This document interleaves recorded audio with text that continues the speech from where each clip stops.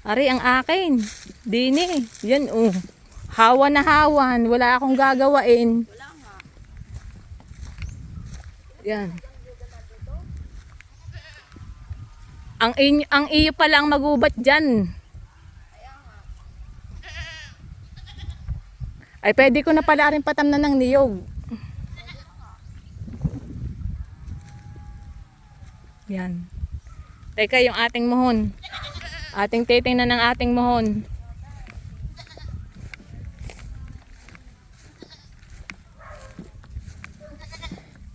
Tanda mo pagatian yung ating bahay din eh.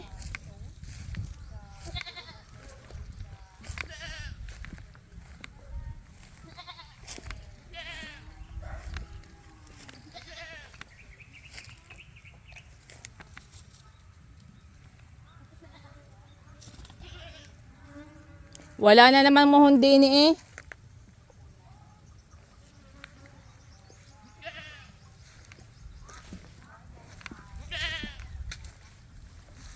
Meron pala din iti ang bakahan oh, ayun oh.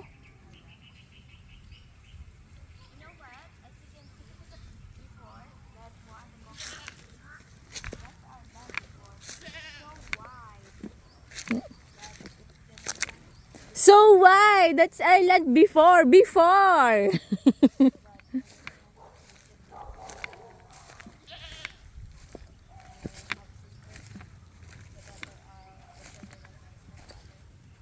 Wala naman din ang muhon eh. Ayun pala ang muhon. Hanggang saan? Hanggang doon. Di malapad ang... Bakit ang tayo ng iyo ay malapad?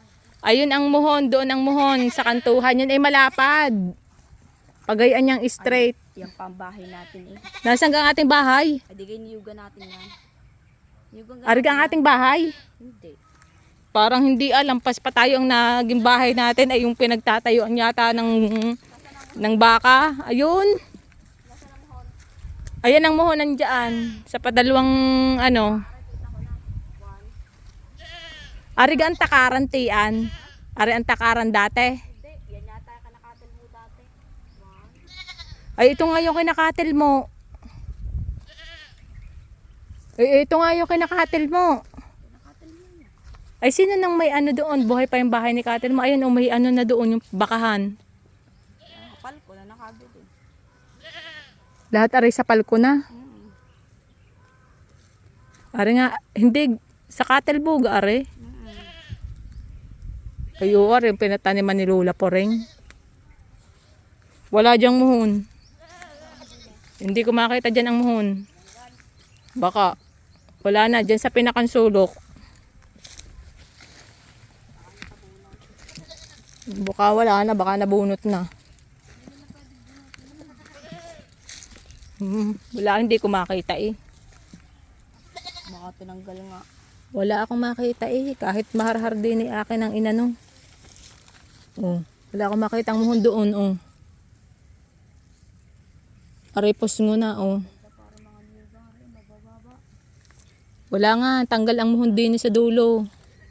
Titik na kabing tao. Sumunod naman ang sumunod. Nanunuwag yung kambing na yan ha. Hey! Ito yung ang kukit ng kambing oh. Gustong gusto yan ni Kim oh. Ang tataba. Ayan. Yan, taba. Buntis pa eh. Yan ang ating farm. Ano kayo mapangalan din eh? Kim's Farm. Hala. Ilang pirasong niyuglaan naman pala yun.